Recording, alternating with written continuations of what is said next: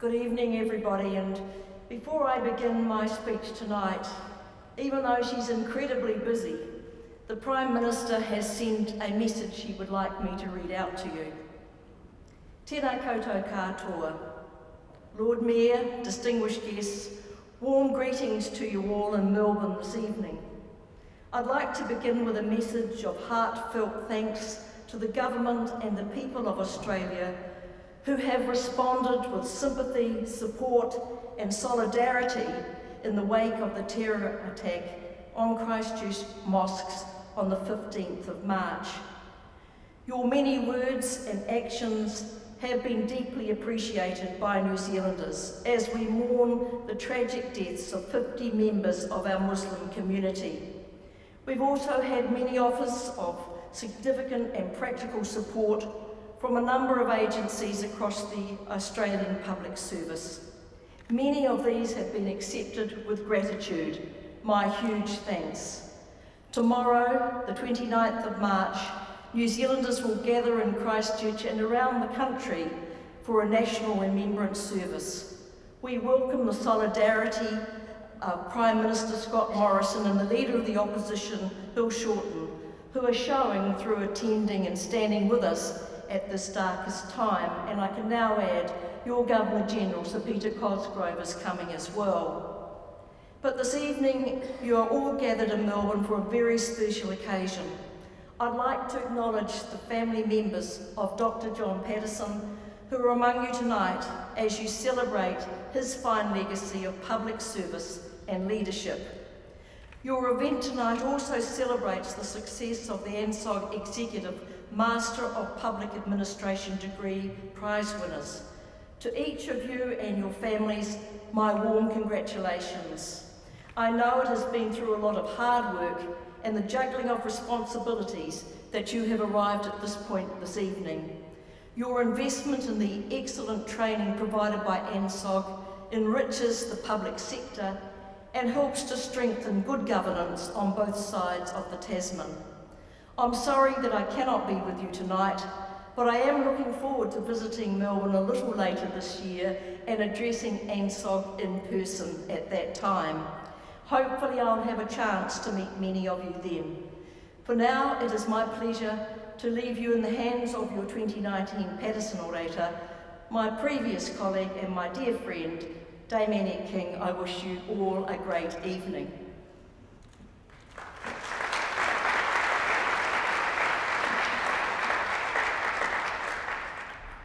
Kia ora tātou, nau mai, hara mai, tēnā koutou, tēnā koutou, tēnā koutou katoa. Nā tanga whenua, tēnā koutou, tēnā koutou. E ne mana, e nā reo, e te rangatira, tēnā koe. O tēra, tēnā koutou katoa. Greetings to all respected people, to all speakers, to you respected leaders and elders, greetings to you all. I'd like to show my respect and acknowledge the traditional custodians of the land on which this meeting takes place. I'd also like to pay respect to the elders, both past and present, of the Kulin Nation and extend that respect to other Indigenous Australians present. You know, after years of visiting Australia and observing changes that are happening in your communities in recognition of Indigenous people, it feels good to acknowledge the nation's first people here tonight. It's something that is done in New Zealand with ease today, but it was not always so. While we're often complimented on our bicultural and multicultural approach, prejudice and discrimination still exists. The terrorist attack on the 15th of March in Christchurch reminds us that while acknowledgement is an important step towards change, there is still much more that needs to happen to embrace equality, tolerance and acceptance of differences. So we too have a way to go, but we are all on the journey. Thank you, ANZSOG, for asking me to deliver the 2019 Paterson Oration, a tradition that started 16 years ago and has had a very impressive lineup of speakers, including 3 former Australian Prime Ministers and 2 former Prime Ministers of New Zealand. Tonight, as you know, there should have been a 3rd Prime Minister from New Zealand speaking to you. Unfortunately, Jacinda Ardern could not come, and tomorrow she will be leading our nation's tribute to the families of the 50 New Zealanders massacred on Friday the 15th, and that's a date that will be seared in our memories forever. But I know her as a woman of her word, and she will be here to meet and speak with you as soon as physically possible.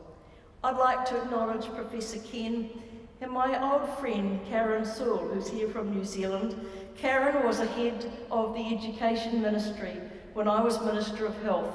She's a standout woman and was as a public servant. So it's wonderful to see you here in support, Karen, because I have to tell you, I feel very nervous this evening. I want to acknowledge Lord Mayor Sally and thank you for your words and introduction and to hear a little of your story. So tonight, I really am the off-course substitute, but I feel privileged to stand here and to give you a brief reflection of New Zealand women in political leadership. I spent over 30 years as a constituency member of Parliament in the New Zealand Parliament, most of my working life in fact. I experienced 11 elections, 9 leaders, 15 portfolios, including health, police, justice, transport, state services, immigration, and horse racing. Only Australia and New Zealand have a minister for racing. And I have to disclose something this evening. I got the job because I was the only woman or only person in the cabinet that had ever ridden a horse. I was also deputy leader of the Labour Party and deputy leader of the opposition.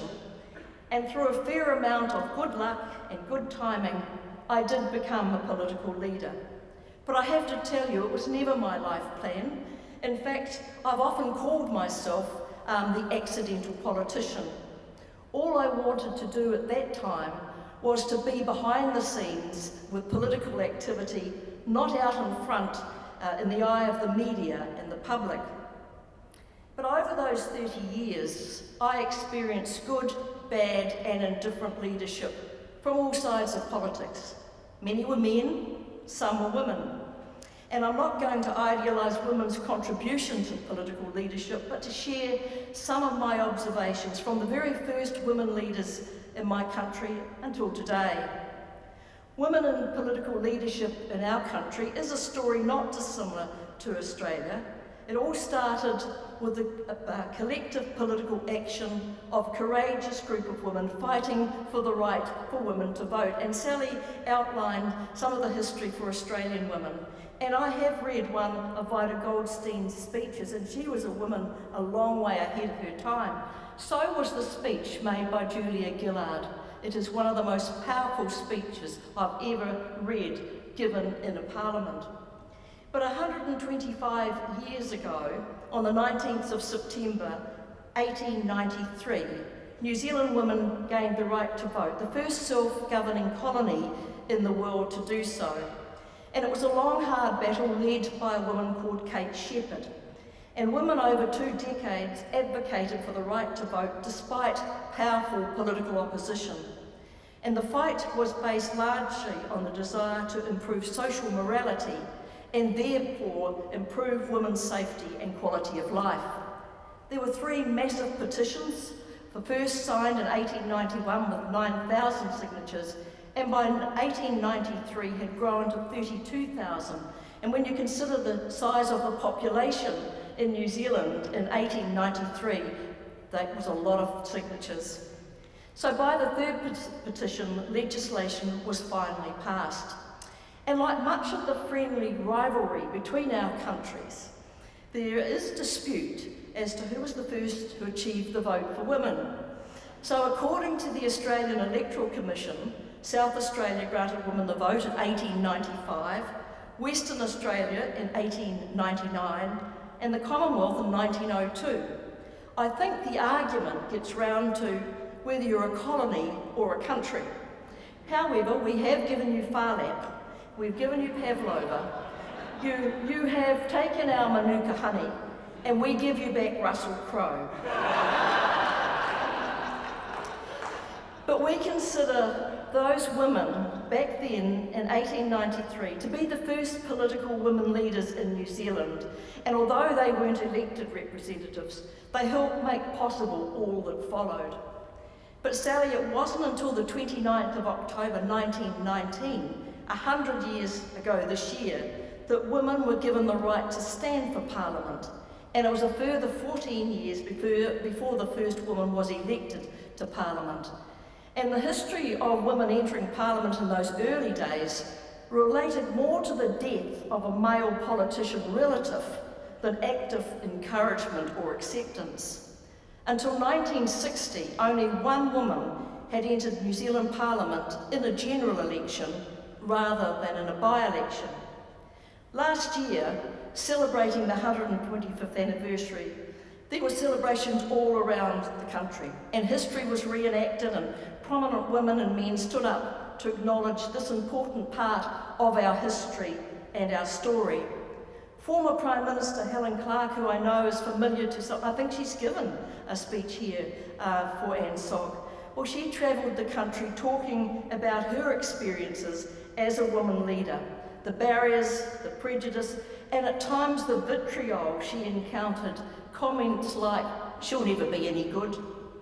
She also highlighted the progress and change that the women leadership that she gave back to New Zealand. By the time she became Prime Minister, through sheer determination and hard work, and in the eyes of the cynical and critical media, she had proved herself, and public criticism reduced, but it was never really far from the surface. It's hard to forget the campaign of 2007 waged against her by the trucking companies protesting an increase in road user charges. In fact, I was the minister that had put the road user charge increase on, but the vitriol was against Helen Clark. And trucks were seen driving around the South Island of New Zealand with "Ditch the Bitch" emblazoned on their tails. And perhaps it was from observing this action and its success in undermining a capable and competent woman leader, we later saw the same language used against Australia's first woman Prime Minister, Julia Gillard. Using gender as a political weapon is not new. I was on the receiving end of it right from my very first days of campaigning. On the doorstep, and this is in 1983 and 84, I was told by male voters they would not vote for me because I was a woman. And it certainly was alive and well in 1893. One male member of Parliament at the time was reported as saying that, quote, "any disturbance to the natural gender roles of men and women might have terrible consequences." While 125 years of women's suffrage was a time of celebration, it was also a time of stocktake on the progress made for women over the decades. Women and men gathered in a variety of places and found ways to discuss, debate, and even dispute where we had got to and what more needed to be done for gender equality. Much of the debate was led by women politicians, past and present, and women's activist groups. And the question that was asked over and over again was, are we there yet? The answer, a statistician tells us, is clearly not. Data from Figure New Zealand shows, using just 3 examples, New Zealand women aged 25 to 29 suffer serious assault at nearly 3 times the rate of men, that the gender pay gap remains, and that an overwhelming 84% of one-parent families have women as a parent. Gender equality legislation in the workplace, such as the Equal Pay Act, the State Sector Act, the New Zealand Bill of Rights Act and the Human Rights Act, have brought about some improvements, but there remains a number of old laws that need replacement and repeal. Abortion law reform, male assaults against females, infanticide, adoption and pay equity, to name some. At the time of the celebrations, Prime Minister Jacinda Ardern said that we have, quote, "history we can be proud of."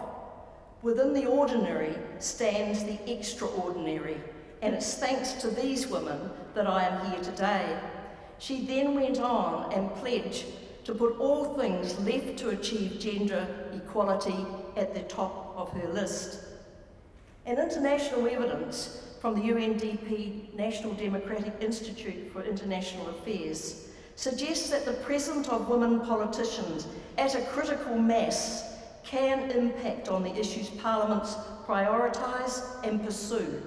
The more women are involved in setting the agenda, the more effort in addressing concerns of women. And certainly that was my experience as the number of women in the caucus grew. On select committees, in debates, you could see the influence of women start to take hold. But for decades, the New Zealand Parliament was a bastion of male culture.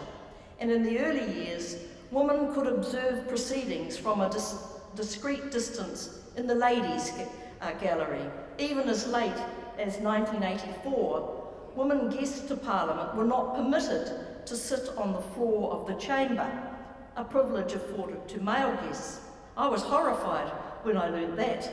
I have to say, fortunately, our former Justice Minister, Sir Geoffrey Palmer, rectified that quite quickly. The first woman to become a Cabinet Minister in New Zealand and in the Commonwealth was Mabel Howard in 1947, and she was a very feisty woman and had a very forthright manner, unafraid to say just what she thought. To this day, she is remembered for waving 2 pairs of her bloomers in the House to highlight the lack of quality, standardisation in size, and the labelling of women's clothing. It was an issue of little concern to her male colleagues, but a serious one for women. Mabel was a political leader at a time when she alone carried the expectations of all women within a cabinet of males, and it could not have been easy. Even today, the sole women representatives on boards or in organisations are expected to carry all the views and expectations of women as if we all hold one homogeneous view. It was not until the 1970s that some inroads were made into the male culture within Parliament, but progress was very slow. Up until the late 1980s, the billiards lounge held 5 full-size tables and was the domain of male MPs. Closeted in their smoke-filled room, comfortably seated in musty old leather chairs, women members weren't welcome. And I remember it well when first arriving. So I made sure I played a few games of billiards, badly, but I thought it sent a message. Today, I have to tell you, it is a large meeting place for public events into which women, men and children are welcomed. While there were numerous bars in our Parliament, probably were here too, late night gambling schools and a culture of heavy drinking and womanising occurred, but there was no place for mothers with babies. If you were clever or lucky enough, you timed the birth of a child around the parliamentary timetable, and it was best to avoid going into labour during sitting times, as the arcane parliamentary rules were not written to have maternity leave.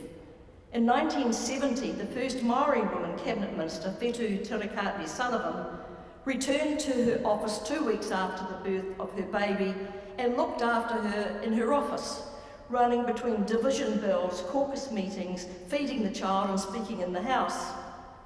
Sometimes, I have to tell you, even the most mundane things require political leadership in a place like Parliament. When I arrived as a new, eager, naive MP in 1984, I was astounded to find there were very few women's toilets, and those that were available were placed as far away as possible. In an act of defiance with 2 other newly minted women MPs, late at night, with screwdriver in hand, we removed all the gentlemen-only toilet signs and replaced them with felt-tip written signs saying unisex. I have to tell you, it did cause a stir and some embarrassment, as the male urinals were not removed at the same time. But it did lead to change, and it felt like a small victory. I was a sole parent of a teenage daughter when I was first elected. And though it was difficult at times balancing the role of mother, father, cook, cleaner, gardener, and an MP representing a rural seat, it was not as difficult as those women MPs with very young children. Teenagers, of course, bring different problems. Many women found combining parliamentary life with having a family very hard. It was a time when support for members of parliament in their electorates was limited to their spouse carrying out the role of electorate secretary, unpaid, of course. Few, if any, male spouses undertook this role, and often women represented very marginal seats, making their workload even harder. And it wasn't until the 1990s that a creche was created for New Zealand Parliament and a special family room was set aside, and the place started to become family friendly. Long-term advocacy and argument by women MPs from all sides of Parliament led to changes, helped by having women Prime Ministers, Helen Clark, Jenny Shipley and Jacinda Ardern. And one of the successes I've seen in the New Zealand Parliament is when women members of Parliament work across party lines on issues that we can agree on. And that happens more and more often now in the New Zealand Parliament. Today, the number of women MPs with babies in Parliament with them has grown hugely. Breastfeeding in the chamber is no longer shock horror, as it was, and Trevor Mallard, the Speaker of Parliament, has been known to preside over debates while nursing a baby on his knee. For years, the pathway for aspiring women political candidates in New Zealand was for them to be selected in unwinnable or marginal seats. And it's still the same in many countries where women aren't actively given the chance to stand in seats that will give them a long political career. And I was reminded of this when I had dinner with Sally's aunt, Ros Kelly, this week. And we hadn't seen each other since the late 1980s, but one of our jobs was Ros would come over to New Zealand and we would meet with a number of women and we would have a strategy on how we were going to get women not only in marginal seats but seats that they could win. So we had a very good discussion and it still needs to be had. And it certainly was my experience and it was for people like Helen Clark as well. And it was only after you proved yourself that safer options arose. That and the change to the New Zealand voting system in 1996 from a first past the post to a proportional system called Mixed Member Proportional, or MMP. And I have been questioned several times since I arrived in Australia as High Commissioner about our voting system. Some have called it crazy, others have said strange and complicated. And I have to say, watching Australian elections over many years, I think I could say the same about your system as well. The change to the current voting system in New Zealand followed a 1986 Royal Commission on the electoral system, and it was called Towards a Better Democracy. And followed by the holding of two public referenda, the last one being binding, on the type of system we would have. You see, there'd been debate over many years about the inherent unfairness of a two-party system, which could see a political party win the popular vote, but could not be the government, election of 78 and the election of 1981. There was also unfairness in a political party that got 14.5% of the vote and one seat in Parliament. And prior to the introduction of MMP, at the election of 1993, there were 21 women members of Parliament out of a House of 99. Today, there are 46 women in the House of 120, or 38.4%.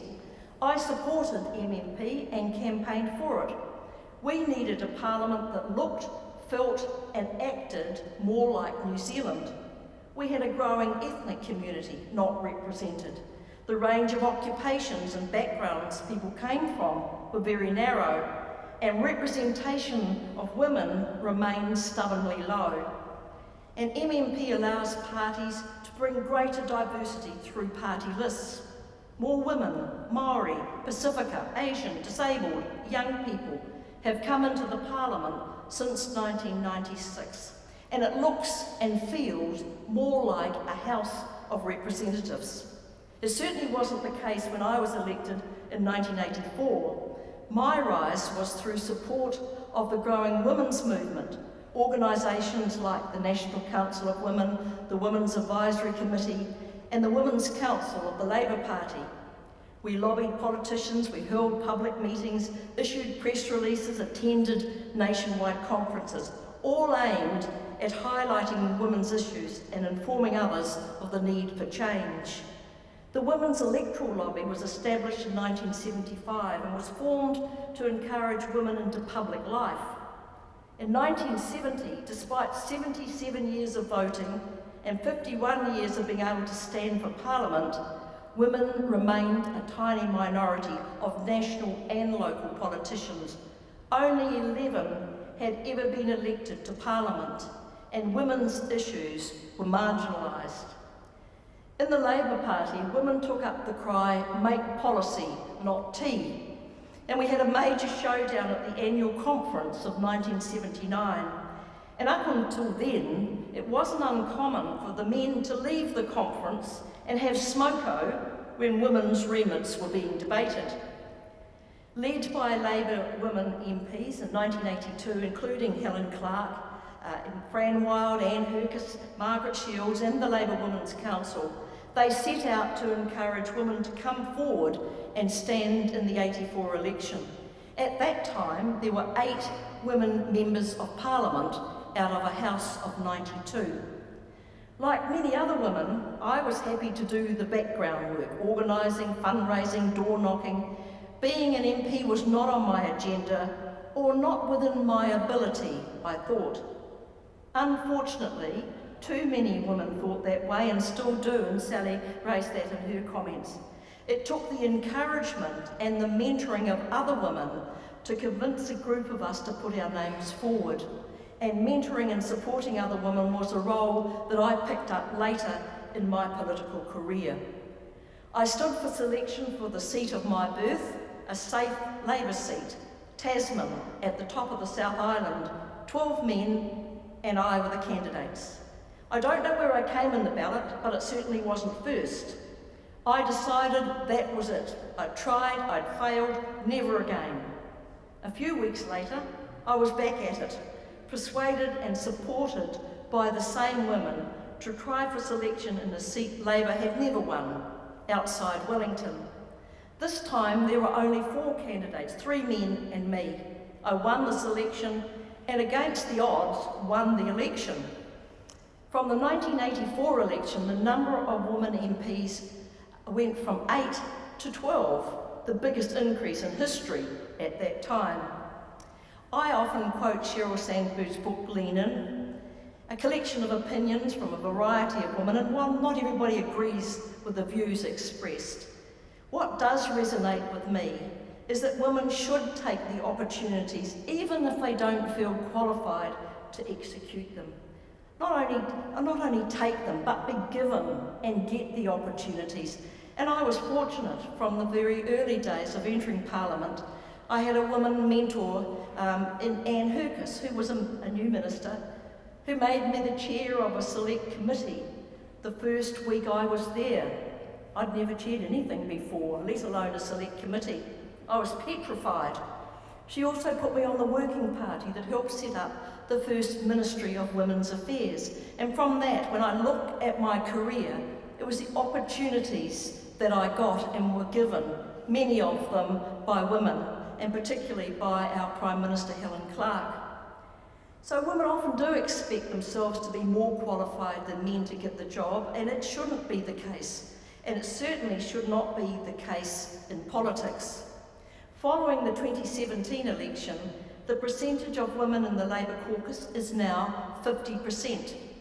This outcome was achieved by a policy of affirmative action to reach 50% of women by 2017.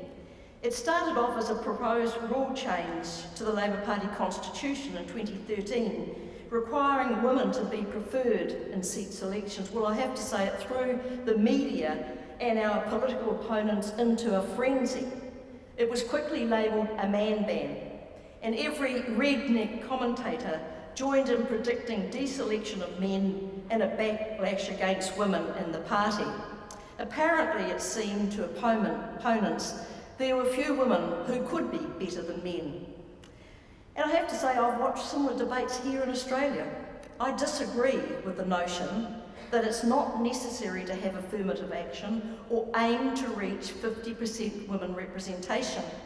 Some have argued it's too hard, and aiming for a lesser figure is better. From my experience, in any goal setting or any outcome-driven approach, and I'm sure you'd agree with this, Karen, as a head of a government department, if you lead with half an empty glass, you're going to get half an empty result. When I look back, the big social and human rights reforms in New Zealand have been led in the main by women members of Parliament. Issues such as abortion reform, homosexual law reform, adoption changes, marriage equality, anti-smoking legislation, children's policy, and much more. And currently, the Die with Dignity debate in New Zealand is being led by a former woman politician. So after 30 years in the New Zealand Parliament, it would be fair to say that I have seen many leaders come and go. The revolving door of political leaders seems to have taken hold in both Australia and New Zealand from the 1990s onward, usually in our case when we were in opposition. Regardless of whether leadership changes occur in opposition or government, they are often brutal arm wrestles that leave a party divided and the voting public cynical and disillusioned at the ability of politicians to run themselves, far less their country. And I have, and Karen and I were just talking about it, I have to confess that I was one of those women, the only woman at the time, who challenged the leadership of Helen Clark when it looked as if we were going to lose the election of '96 and lose the party. And what was so amazing about that experience was when confronted by a small group saying, "We are on 15% and a small party is now ahead of us in the polls, you need to go," with tears running down my face and the hardest thing I ever did in politics, she looked at us and she said, "I'm going nowhere." And she went on to lead us into victory in '99 and become one of our greatest Prime Ministers, and we've got another one on the way. In those 30 years, I saw leaders with different styles, from those who guided, managed with vision, with empathy, with thoroughness, and built teams, to the authoritarian bully who used power and domination or denigration. I read recently that leadership is not about hierarchy or position or imposing the views on others, but listening to those who know. This rang true to me when I watched the leadership of our 38-year-old Prime Minister in New Zealand dealing with our nation's darkest day in decades. 50 innocent men and women and children slaughtered while going about their daily prayers, a country that was devastated, and families in crisis and mourning. We were crying out for leadership, a different kind of leadership, and she provided it. She prioritised families and their needs first. She acted immediately on gun control. She reached out to the Muslim community at home and abroad. She announced a royal commission into the terror attack. She strongly condemned the terrorist, his name never to be spoken, a lone operator, but she didn't incite hatred or violence or finger-pointing, and she praised those who had done the hard yards, and she set the mood for the country. And the result has been the outpouring of support and araha, arms around each other, not only in New Zealand, but here in Australia too. And I just too want to say how much we welcome the support from our Australian friends. It has been swift and generous. Thank you so much.